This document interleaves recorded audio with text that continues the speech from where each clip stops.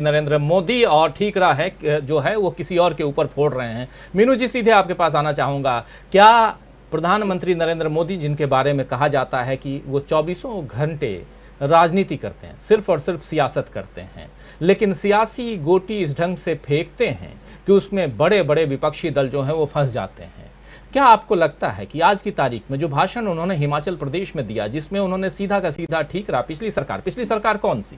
कांग्रेस की सरकार थी वहां पे। तो कांग्रेस की सरकार सियासी फायदे के लिए अभी तक वहां विकास के काम करती थी, उन्हीं क्षेत्र में, उन्हीं एरियाज में विकास करती थी जिन एरियाज से उनको राजनीतिक फायदा मिलता था, यानी वोट बैंक जिधर होता था।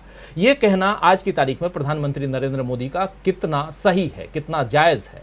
एक बात तो ये। दूसरी बात, क्या ये जो भाषण का जो तौर तरीका जो प्रधानमंत्री नरेंद्र मोदी का हम देख रहे हैं गुजरात में भी और हिमाचल प्रदेश में भी, ये उधर से जो आ रही हवा है, ये उसके कारण थोड़ा सा जो डाउन है, लेकिन सियासत का स्वर ऊंचा है, लो जो है वो डाउन है, ये माना जाए? जरा आप विश्लेषण करके बताइए किस ढंग से आप देखती हैं इसको।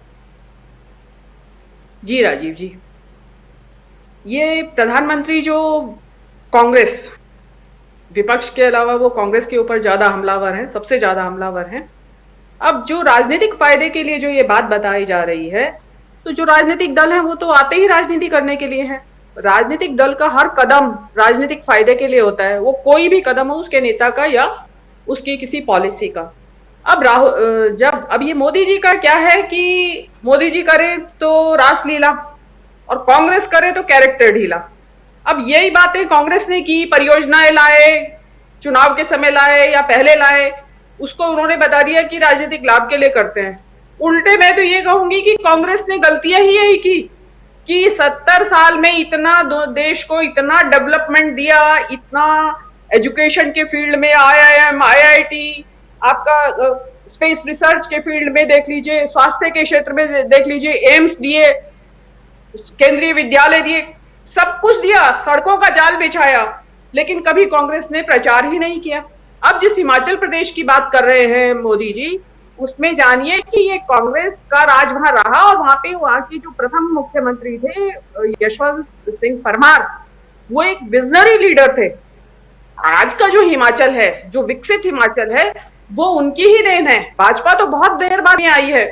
ये हिमाचल प्रदेश में जो हॉर्टिकल्चर या जो सड़कों का जाल है या जो टूरिज्म का प्रमोशन है और जो स्मॉल हाइड्रो प्रोजेक्ट्स, जो YS परमार हमेशा छोटी परियोजनाओं के पक्ष में थे कि बिजली उत्पादन के लिए छोटी परियोजनाएं, छोटे डैम बनाए जाएं। उन्होंने अपने राज्य में उस चीज को तरजीह दी और वो चीज फलित भी हुई। उन्होंने कहा कि बड़े डैम हमारे छोटे राज्य के लिए ये सही नहीं है, डिजास्टर साबित होंगे। रही बात वंदे मातरम एक्सप्रेस की, अब मोदी जी कह रहे हैं कि हमने ट्रेन बनाई और कांग्रेस ने कुछ नहीं किया रेल का जाल विकसित करने में। देखिए, पहाड़ी राज्यों में रेल लाइन बिछाना और मैदानी राज्यों में रेल लाइन बिछाना जमीन आसमान का अंतर है। और पहाड़ी राज्यों में रेल लाइन बिछाते हुए सबसे पहले उसके इकोलॉजिकल इम्पैक्ट का असेसमेंट किया जाता है कि पर्यावरण को कितना नुकसान पहुंचेगा अगर हम रेलवे लाइन बिछाएंगे। आप मोदी जी का क्या है, उनको पर्यावरण तो जाए भाड़ में। उनका तो यह है कि जैसे उत्तराखंड में किया, उन्होंने 4 लेन हाईवे बना दिया। मैच किस लिए? कि 4 धाम यात्रा को सुविधाजनक बनाने के लिए। उन्होंने सुविधाजनक क्या, उन्होंने तो धार्मिक यात्राओं और तीर्थाटन को मौज मस्ती का साधन बना दिया है कि यहाँ पहाड़ के ऊपर आओ, आप 10,000 फीट की ऊंचाई पे पूरी 100 की स्पीड पे गाड़ी चलाओ, धर्म के साथ साथ स्पीड ड्राइविंग का भी मजा लो। तो ये चीजें, जो पहाड़ जो है उनकी छाती पे जख्म है। आप उत्तराखंड में आके देखिए, उत्तराखंड का जो पहाड़ है, जो यहाँ का वाडिया रिसर्च इंस्टीट्यूट है, जियोलॉजिकल रिसर्च इंस्टीट्यूट है, उनकी जो स्टडी है, उनका ये कहना है कि यहाँ 7 मीटर से ज्यादा चौड़ा सड़क नहीं बननी चाहिए पहाड़ के ऊपर। अब ये 4 धाम हाईवे जो बनाया है इन्होंने, ऑल वेदर रोड जिसको कहते हैं, उसको 12 मीटर चौड़ा कर दिया है।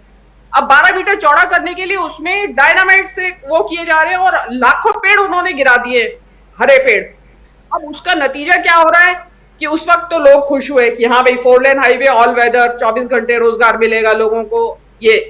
लेकिन हुआ क्या, उसके बाद लैंडस्लाइड की बाढ़ आई हुई है। इस साल तो हद ही हो गई। मतलब पूरा उत्तराखंड बरसात में ऐसा लगता है कि किसी दिन पूरा का पूरा उत्तराखंड बह के दिल्ली ना पहुंच जाए यमुना के सहारे, यमुना में गिरेगा ढह के और पहुंच जाएगा।